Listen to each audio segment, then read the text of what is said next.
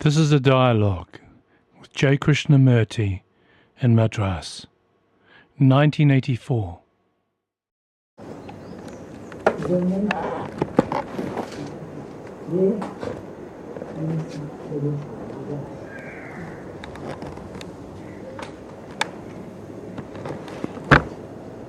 My God. Put it near. Yes.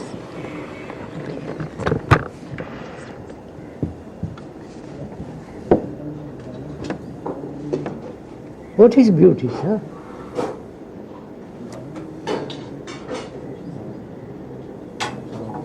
I'm a little bit, as a painter, I'm supposed to meet beauty often. So I'm a little bit scared of talking about it or having an opinion about it, because I'm afraid if I know too much about it, I'm going not to meet beauty again, you know. So I'm here more to listen than to talk, I'm afraid. What do you think, Indy? No, if you are a painter and you have pupils who you're teaching on, if they ask you a question, what is beauty? What would your natural answer be? Not thought out. It's a lucky chance. Huh? It's a lucky coincidence. Oh no, you're not. That's not. Lucky coincidence. Lack of confidence. A lucky coincidence. Lucky coincidence. Coincidence. Look, lucky coincidence. Is that beauty? Coincidence of what? Well, Light and shade meeting on a leaf. Is that it? it is. That is what I would say to a pupil would be not to think that you don't have to think about it to find it. You have to think about. When you're a painter, you don't have to think about beauty. You have to think about. You have certain elements of thinking with you.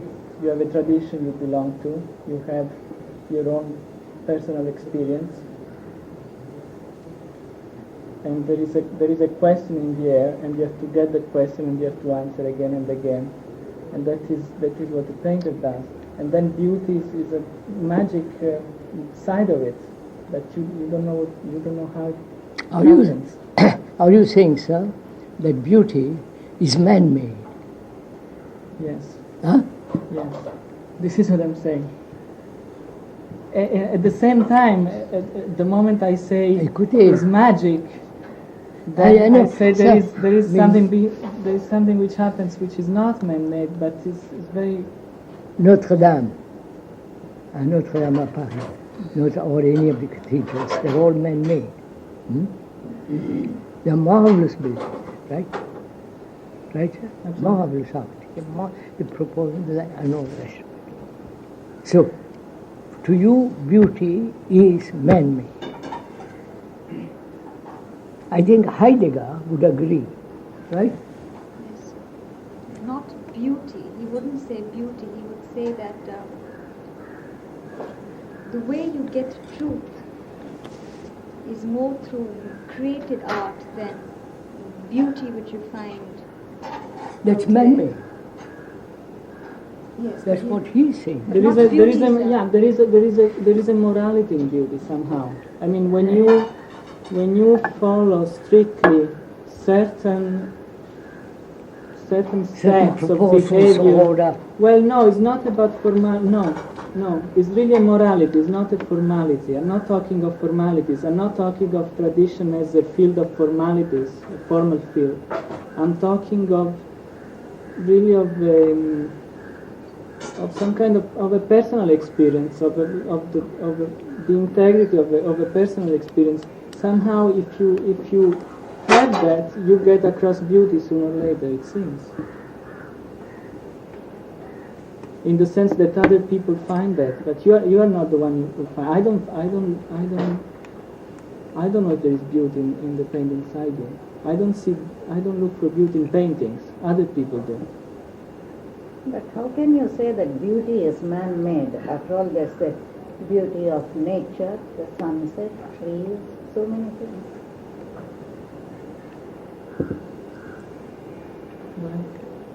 But he did say, Radhaji, that there is a magic element which is No, that beyond is a different thing, the magic element. Oh, the magical element is a marvelous tree. What are you talking about? That's also part of beauty. No, he said A beauty marvelous is man-made, horse but in addition trotting. to that, there is something, which is that magic. Well, what?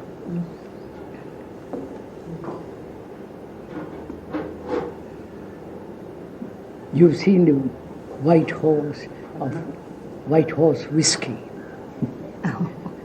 And it is trotting literally with such grace, with such power. That's what? That's not beauty? But again, I mean, even for a tree, it's not always beautiful, right? It's beautiful for 1 second in a week. You see it and it's beautiful. So again, it's just a coincidence. It's you, it's the tree. You're saying a moment in time where you and the tree look at the tree in So a different what way. I'm talking about is that for a painter, the experience of a painter is that you follow a certain rule of life, and if you arrive in that itinerary, you come across beauty, and other people tell you about it. You're the last to know. But sir, So- you're not, suppose I'm not an artist. I'm not an artist. I dabbled once in paint, but I'm not an artist. Must I be an artist to appreciate beauty? No. No. Huh? It is not the special quality of the artist, right? Well, Now, this I want to ask. put the in a way. I question mean, the other this- way around. Yes. Which do you put first, the human being or the artist?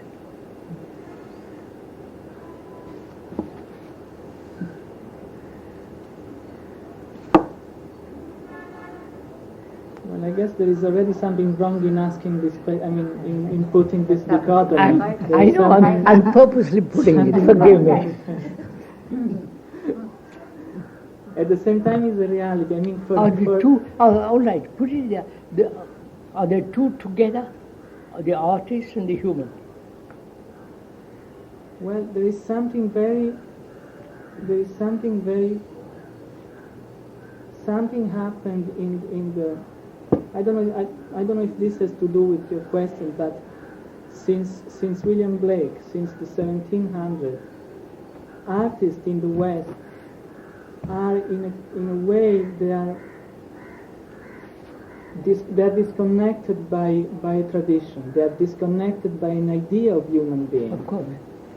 So that from William Blake on to nowadays, you find a lot of Western art which is even bad taste, if you want. I mean, there is the problem of bad taste with it, which before was not there. I mean, you don't think, and which in any traditional culture is not there. I mean, you never think here that the Ganesha can be bad taste. The Ganesha is a Ganesha, right? And so before the 1700, the Madonna was a Madonna. It could have been more beautiful or less beautiful, But never again. but the image was the image, and nobody would discuss that.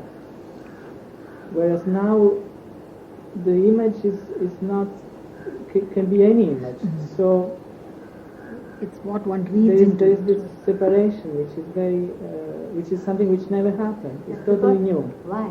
It's a totally new changes? situation. Civilizational changes? Yes, it's a new.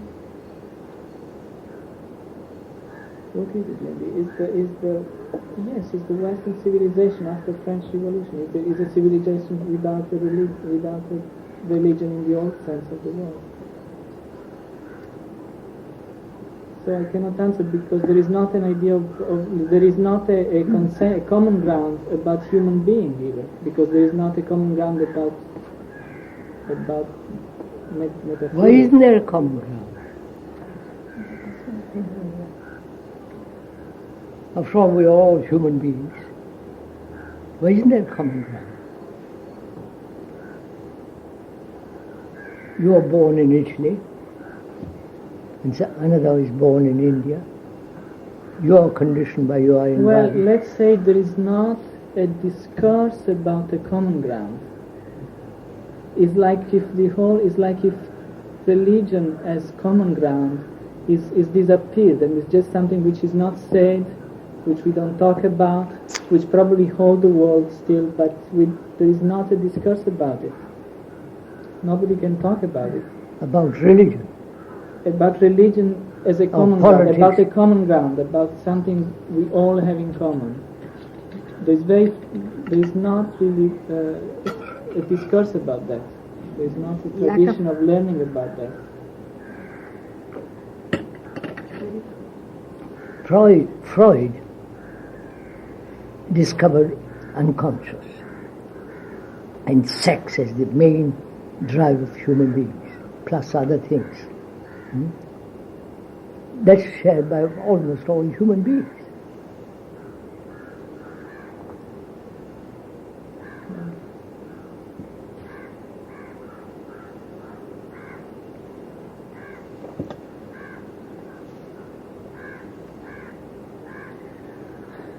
I don't know, because there is a lot of criticism even now in the West about the fact that you don't have to be a pervert. I mean, Freud based this assumption on the idea that emotion was better than perversion, right? That was better to suppress certain feelings and certain behaviors because, it was part of a certain social environment. To go back to the original question, Yeah. What is beauty?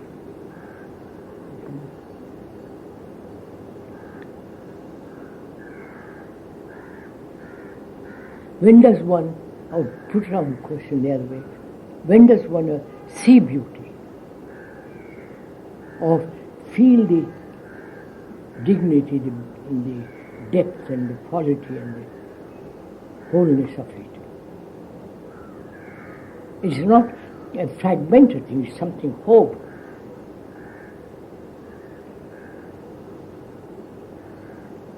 I mean, if I see Picasso and I see somebody else yours and compare the two, and then I come to a certain conclusion and say this is beautiful, that's not beautiful. No.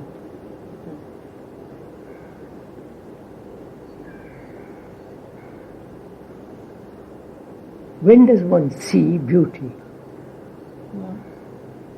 Not only the man-made architecture, man-made painting, man-made statues and so poems, music, they all have their own beauty, right?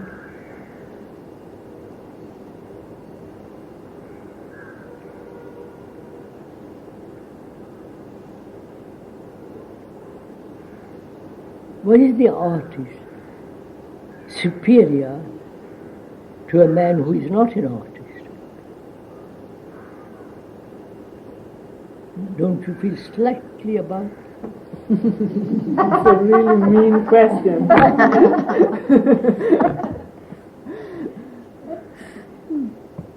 No, I'm just wanting to say,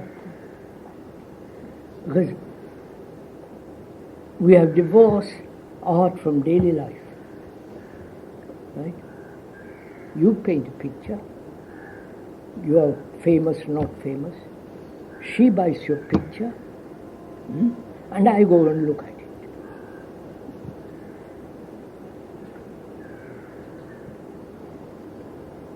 And I say, how marvelous.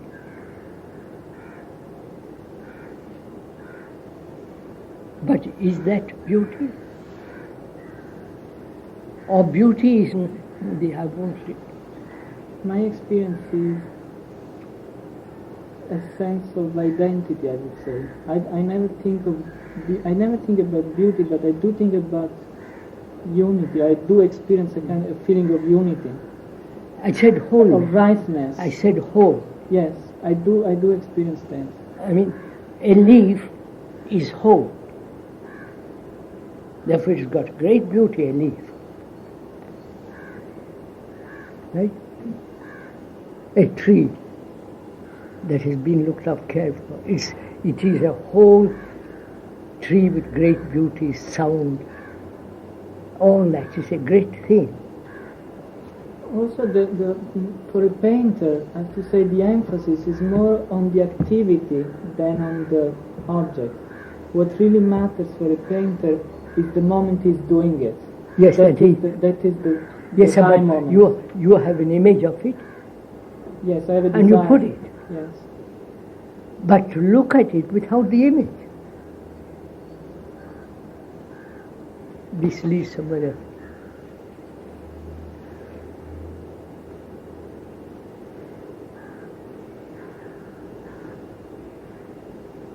You see a great mountain. In a way, I refuse this. In this, I mean, about this, I'm more like I want to know more than I want to tell. But in a way, I refuse the idea that painters or artists have more commerce with beauty than any other person. I don't like to think that. That's what I wanted to say. What? I think, I definitely feel this. I think it's a very wrong thinking to say that Specialize in beauty. is the prerogative of a painter. I didn't say that. No, I said to the question, I think a painter has no more right to being aware of what beauty is than, say, a mother with a child or a farmer in the field. No, he has certain privileges. Others don't have this privilege. He has certain privileges. But then that is inflicted on the painter at a later date. The later day. The great danger for a painter, and they live in great terrors, they Is become to be more recognized. famous. No. The real fear of a painter is that they go into their studio and nothing happens. Because in a sense, the product that they've once produced, and once it's out, then in a sense if somebody else says it's beautiful, or the dealers, you see, I live in a world both sides, and Francesco knows about dealers as well. In a sense, they're the ones who make everybody say what's wonderful and what isn't. But the painter himself is no more... Again, there is a morality in that. It doesn't happen. So there is a magic in that. But in a way, is really from two ways. That the object is really in between the painter and the public. The relation, the story of the painter is between himself and his desire and his image and his object, and then it stops there. And then from another side, the public comes, and the same thing happens. And how? And there is a magic in that. I cannot tell why. No, sir, for example, you all agree that man-made things are beautiful, right? Cathedrals, great churches, great poems, great painting, great music, right? We say express beauty. Huh? Could one use the word express beauty, please? Yes, man-made. Yes, they express Yes, beauty. they express beauty, but man-made. Right. I'm asking, what is that sees beauty and then man-made, manifest instead? The manifested is what man has produced. Okay, yes. What is it that is not manifest?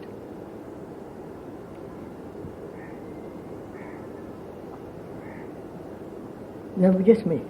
I look at a mountain, the Alps, and there is immensity, right? A sense of eternity. I'm using words just not emotional, eternity.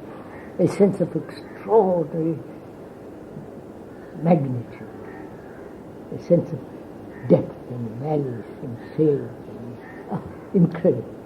Now, that's not man-made, right? And yet, I stop, breathless for a minute. Right, sir? Right? That breathlessness for a minute is the absence of me with all my problems, all my agonies and so on. Right? That which is so enormous, so marvelous, magnificent, has driven everything out of me. Right? This happened, no? Wonderful. You understand? Absolutely. So, it is not man-made. Yeah, but your observation of it is No. that moment when you go like Yeah, that. which That means is what? of all your consciousness. No, no. I mean, after all, you had to get there.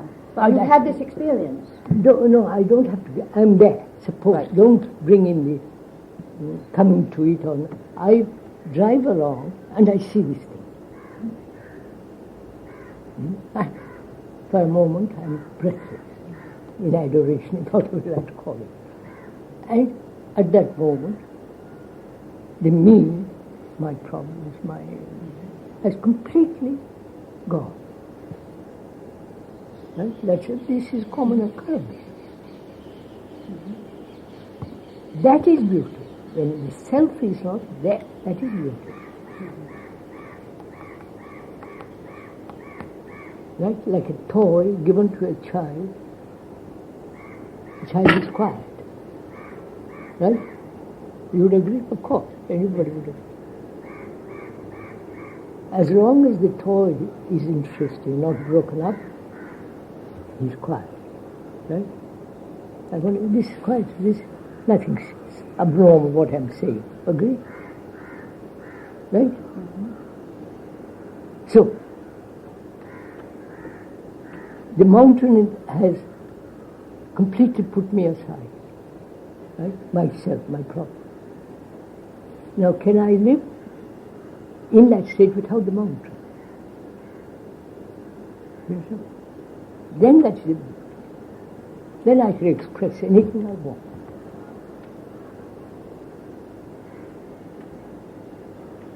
You see, you put morality as one of the issues. Right, sir? Morality is still limited. How can one ask that question, can I live? I'm asking that. Otherwise, I depend on toys. No, but if I say, can I go on living in that, that's greed. No. I see what it has done to the brain. The brain has been moving along a certain rut of self. True. And you see this thing. For and the moment it Go. slips out. because the toy is so enticing, all my naughtiness stops. Yes, in other words, something is needed to trigger this. No. This happens. Yes. It didn't Triggering trigger. happens. It happens. So I ask myself, can this happen naturally with myself, without the mountain? Well, that should be least.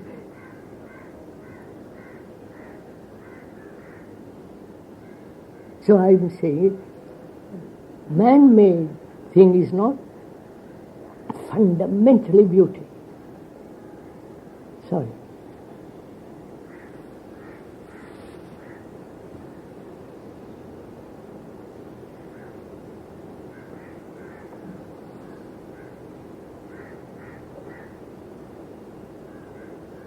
Because his brain is limited. Right? Yes, his brain, his capacity, everything is limited. Limited. Therefore, what it manifests must be limited. He may be world-renowned artist or a world-renowned scientist. But for some reason he is able to convey something of that breathlessness. If he is a real good artist, he conveys something of that. You are making me then depend on the artist, No, I'm on the not poet, making- on Beethoven. I'm only saying that there Oh, seems yes. that. No, just listen. Why is As long as I need a toy, yes, sir, I understand. toy what you say. of any degree, All that I am saying is, there is Beethoven's music, or whatever it is, and for centuries, when people hear it, it does something to them. It's not that I am making it or anything like that, it's there. going to film it does something to them. go to a mass, it does something to it. Yes, maybe there may be a film which for centuries makes everybody violent. Yes, yes. So, well, what you're saying, are you saying that there are not,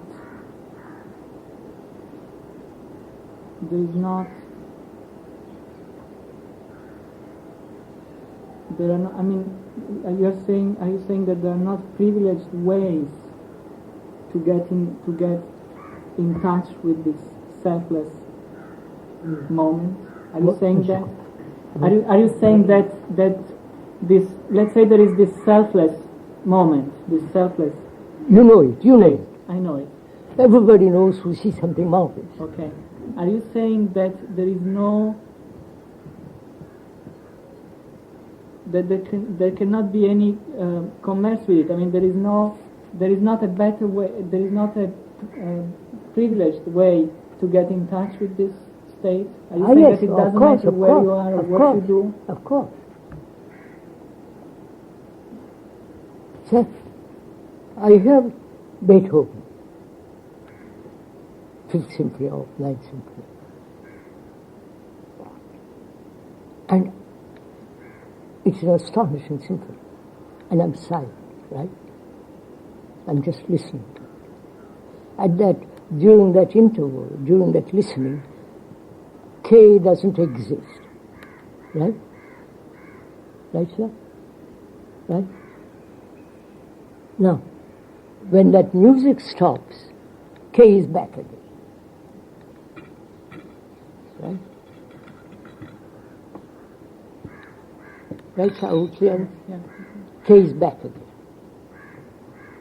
And I'm asking, is it possible, without the music, without the mountain, the music, books, to have that sense of breathless adoration of whatever, breathlessness, without any stimulant?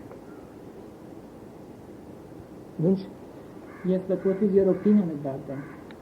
not an opinion, I say it can. I say it is. Otherwise, all this has no meaning. Your painting and my singing enough. So, what I'm asking is there a possibility to are you saying that there is a possibility to live permanently in that state? Yes. Don't use the permanent. Excuse me? Don't use the word permanent. Okay, so which word? Permanent implies a continuity, Okay. right? A recognizable continuity. So there is not such a thing. There is not a... No, you can't. You can't. So, you use permanent only in relation to impermanent, Okay. right? Right. No, but this is... I'm happy one day. And I want to be happy all the time, which is permanent. And I want to be permanent because I've known happiness off and on. I would like to have it all the time. I don't know. I'm just saying, sir, if we use the word permanent, it implies a sense of time. Right? A sense of continuity. No breaking up. Right? The continuity of what has been. What has been.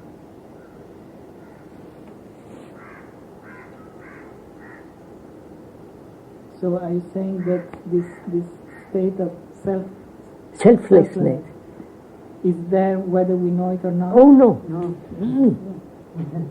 Oh, that's a cheap way out. So what are you saying? Do we agree, sir?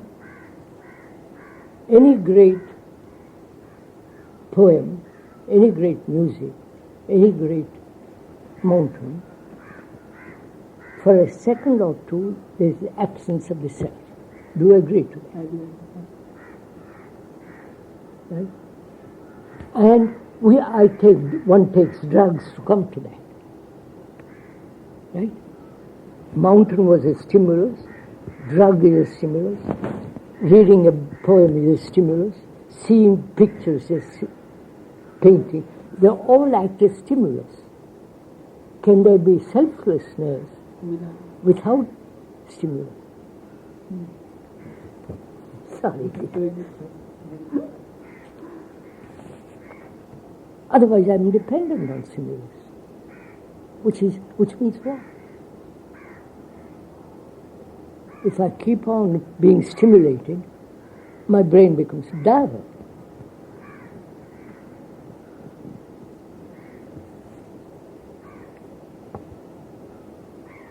I'm sorry if I go contrary to all. No, I finally got it. So, just what is beauty?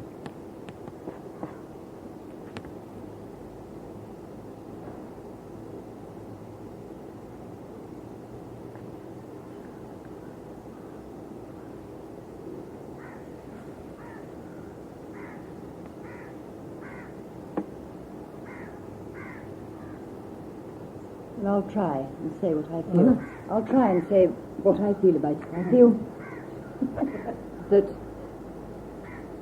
what we consider as beauty, i.e. the cathedral, the painting, whatever, that is the byproduct of somebody who has sensed something.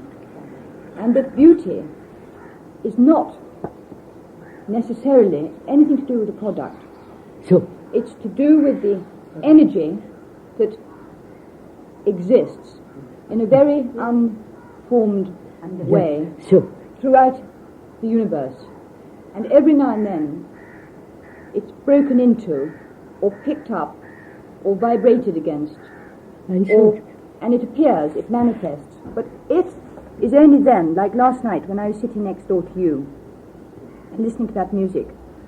For a moment it was like a window into the possibility of my mind only. Now whether you wish to call that beauty is either one way or the other. I want much more. I don't think it is. I think in a sense it's a window. It's a secret window to the mystery. Yes, I'm just, wait a minute. We agree man-made things are not necessarily beauty. We also agree that beauty is not any form of stimulant. Huh? Whether you take whiskey, drugs, opium, cocaine, or stimuli of a mountain, a picture, and so on. So beauty is not stimulant. Beauty is not necessarily the manifesting, right? Building cathedrals and so on, or even the garden. Right? I symbol for God. So, then what is beauty? You've answered it, but look at it differently. We say beauty is not necessarily the manifesting. I think it's a secret harmony, a magic. Don't choose those magic. Magic means something else. Right, secret, harmony, wholeness, completeness. Just a minute, look, what does that mean when you use the word wholeness? A leaf is whole. A tree is whole. The tiger. But it's still manifested. I know. You see, I'm trying to suggest that you've got your tree, your mountain, your painting, they're all manifestations. So, beauty is behind this. What does that mean? Don't look at it slowly, go into it slowly. What does it mean?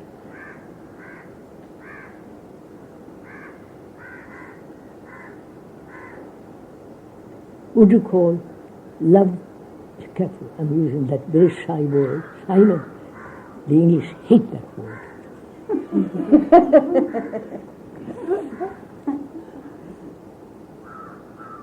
Would you call love whole?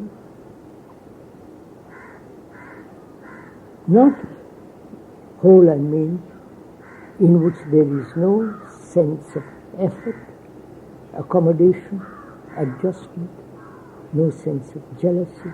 You follow? All the human battle. If you express it like that, yes. Yeah. Now wait a minute. So beauty is love.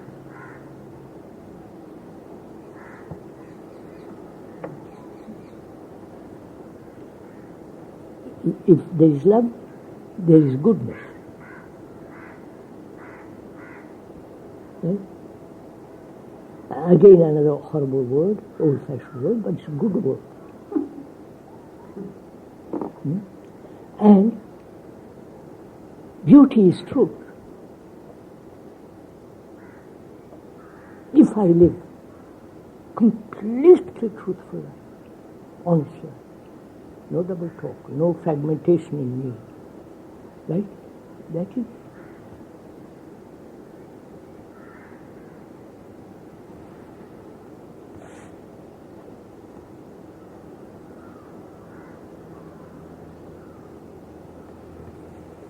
Would you agree to it? Not agree. Do we both see the same thing? Well, so I think you see it, obviously, more clearly than I can. Although No. what you hint at It's and not, dare to put into words, and it's this not is the problem. syntax. It's not the syntax that is dividing it, but the perception. Do we both perceive, or all of us perceive the same thing? That man has depended on stimuli of various kinds. The church did, whiskey, woman did, sex, everything dependent to give him a sense of breathless moment. I mean, this, of course, right?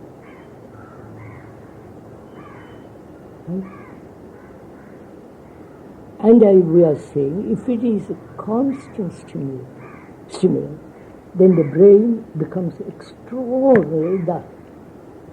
Extraordinary? Dull. If I keep on drinking whiskey because I feel high, or take LSD or the latest drug, and go, the brain gets, obviously. Yes.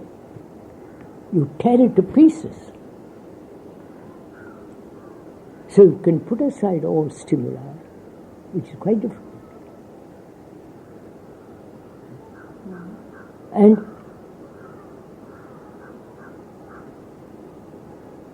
not depend on anything. This is good.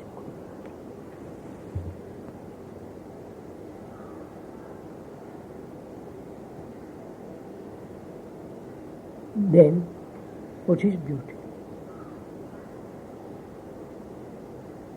We have put so far beauty out there,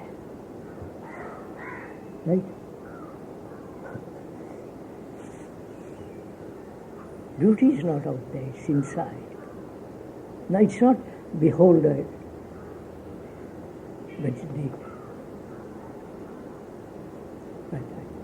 sorry to take all this time.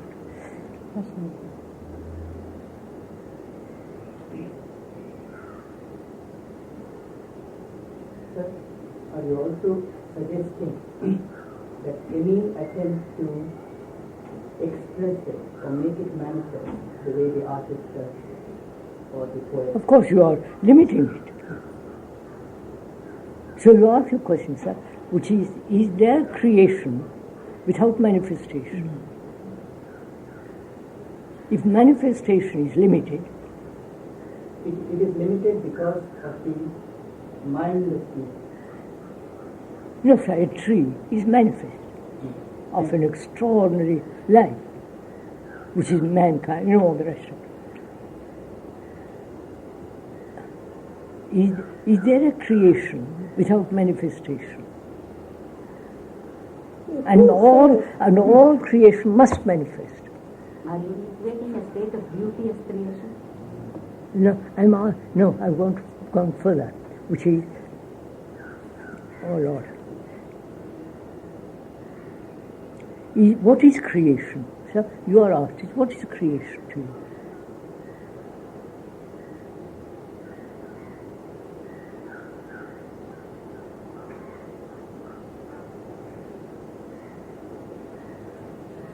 want me, no?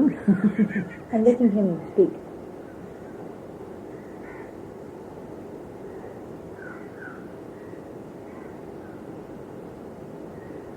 A baby is a creation.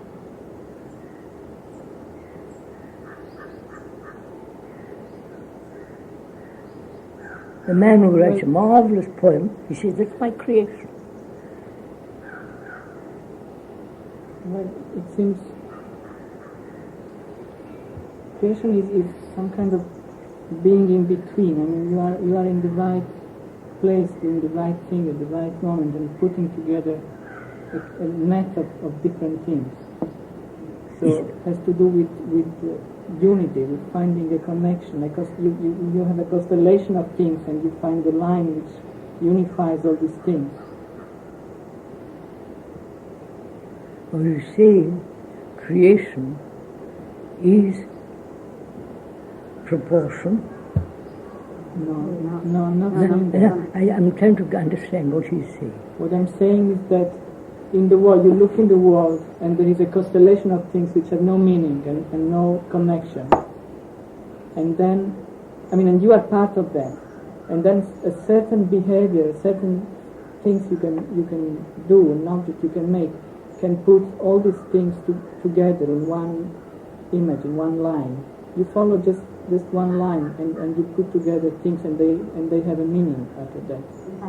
May I ask you, are you meaning that there is multiplicity, and you perceive unity in that multiplicity and put it, express it in form? Yes, and you do that again and again.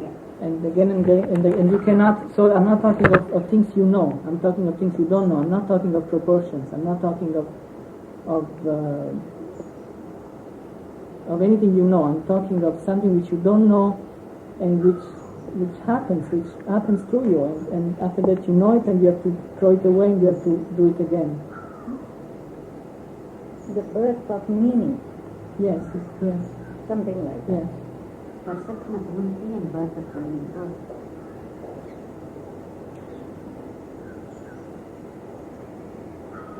Sir, the Japanese made this machine.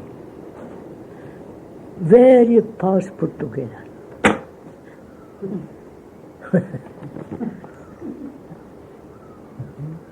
And the man who has put it together, invented it, he says, that's my creation. I see, in fact, I don't see any separate. I don't like to look at any man-made thing as if it is not art. I look to any man-made thing as art. And if you before you were asking me about my superiority as an artist, the only superiority you can find is in a consciousness that what you do is art. I mean, the consciousness that whatever you do is your dream, is your desire, is an imagination. There's no necessity at all, Whereas people think that an atomic bomb is necessary, that a radio is necessary, that the car is necessary. They think of all these things as necessary, where all these things are just images, are just as crazy as a crazy painting, So that is the only difference I see. Man has asked this question, what is creation? Thousands of years ago. Each religion has its own explanation, right? Right, sir? Christianity says so and so, Hinduism, and so on and so on. If you put aside all that, what is creation? How has all this, the world, the trees, the tiger, the blue skies, the water of an evening with stars on it, all that is there, right? Who created all this? Don't say God, that means I cannot tell. I can see that building, however ugly, is man-made. That the artist, the architect say, that's my creation. The frog in the pond doesn't feel he's created, he's there. So What is creation? Who created all this? I know scientific energies, the explanation is the origin of cells, developing, years and years, and millions of years, has advanced to now, monkeys. The explanation is not creation.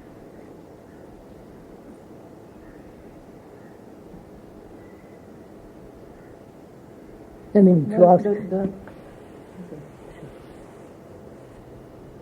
In the experience of for a painter, the experience of a painter is that there is a flow of images going. Then that's being done through man-made. You are looking at it from your, as an artist, flow of images. A poet says, puts into words, that's his creation, still man-made.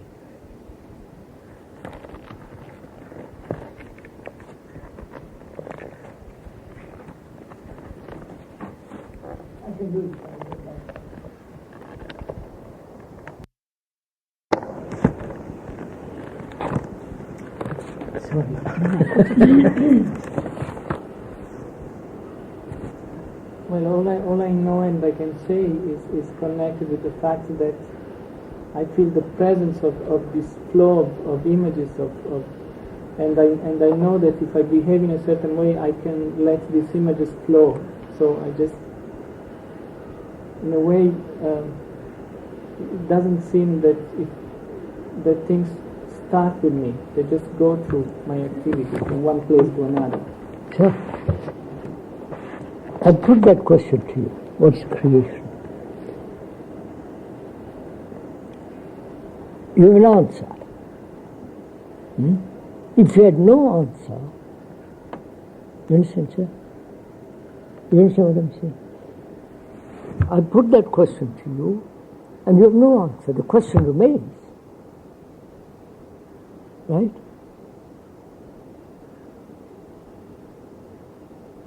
If you didn't answer, I didn't answer, but the question remains.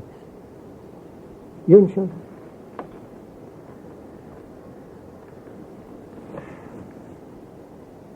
Then that question begins to gather energy. Right?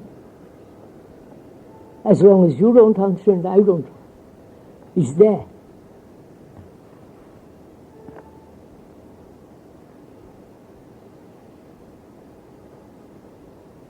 In that question, you disappear and I disappear. Right? Not as an artist, as a cook like me, or somebody. The personalities disappear altogether. But the question remains. Right?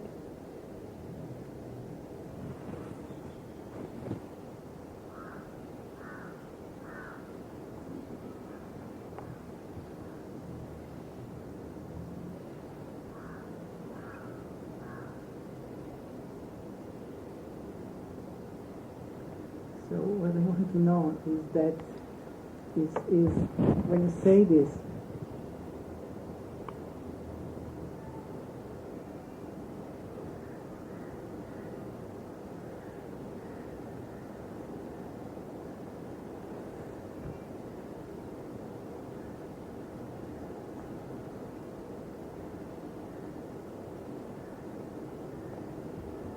I mean to say the question remains.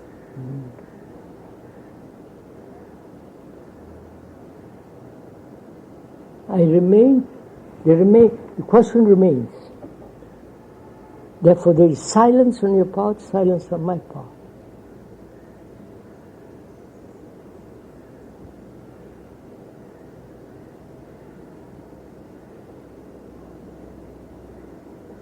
So are you able to hold that silence? I mean, what I want to know is... Of course.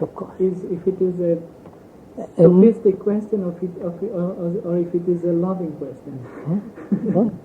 What I'm asking you is if your question is a sophisticated question or a Sophisticated no, question. sophisticated, like a, no, I mean a fake question in the sense that you Or a loving question. or a loving question. Sophistry. Is a sophistry Of course. or a loving question or both? Not rhetoric, not sophistry, not theoretical, nothing but that rubbish.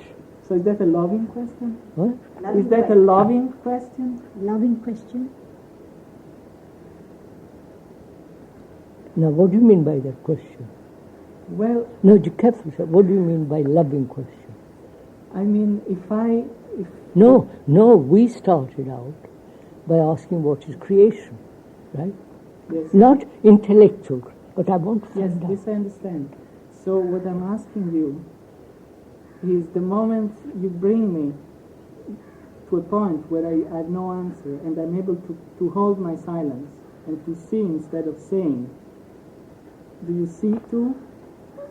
To see instead of I mean- saying. I don't understand. I understand what he's saying, but I'm not quite sure I grasp the full meaning of what he's saying. Well, So are you saying this? No, just me. I have put the question in all seriousness. Wait, listen to me. I have put the question with my being, with my whole being, because it's something very serious, right? In which is involved love, quietness, silence, all that is involved in that. It's not just love question. Sorry. It's a question that's put in all depth, seriousness, and with considerable love and all that. It sounds too terrible to say all this. So the question is there.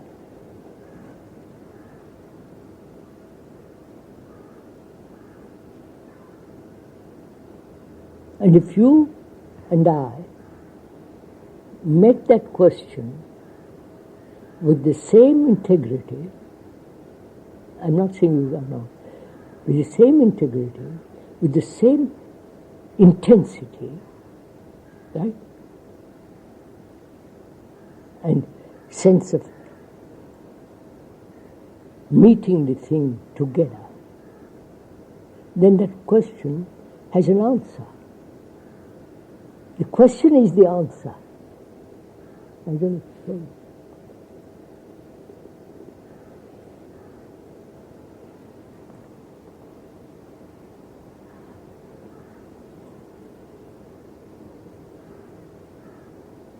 So any answer is limited. Right? Right, sir? Creation is something which cannot be put into words. Either you realize that extraordinary state of creation, yes, sir, or you don't. It's not that you experience it. You cannot experience it. It's too vast for a human brain to grasp it. I mean, this Heidegger would agree. So it's the question that is most important. Question that's important. And with what sense you put that question. It can be intellectual, spurious, or facetious, argumentative, or just as an intellectual entertainment. Well, that's it. the reason I was asking you about the way you were posing the question has to do with the fact that that painters a painter takes very seriously the question of knowledge too, in a way, and the way a painter put the question is through irony. So this is what I miss, and this is what I was asking you, a little bit like a provocation, if you want, was how much irony is in the question. I don't know if I'm clear now. I was asking how much irony was in the Oh. question. I won't. I don't use irony as a negative term. I know, sir. I Positive, just- negative. I don't indulge in all that kind of stuff. I said, sir, I put that. This has been the question of man from time measureless. And he has put this question, and there are always people ready to answer it. Right? The priests answer it one way, the scholars and so on, so on, so on. I don't want them to answer me. You understand what I mean? They'll answer from knowledge. And knowledge is not creation.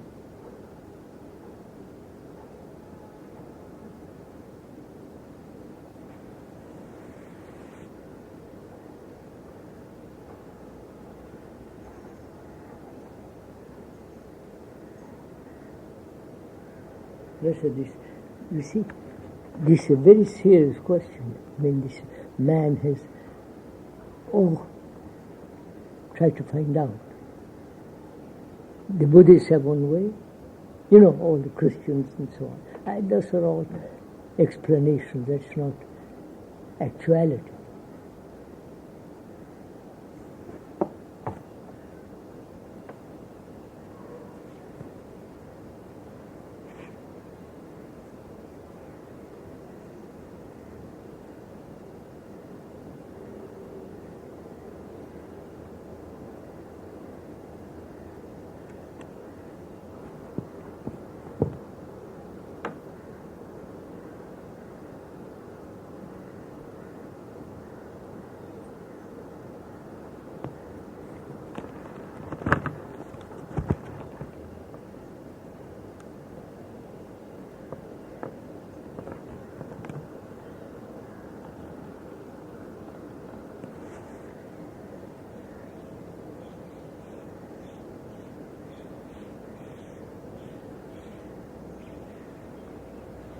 You better stop, don't you? Yes, sir.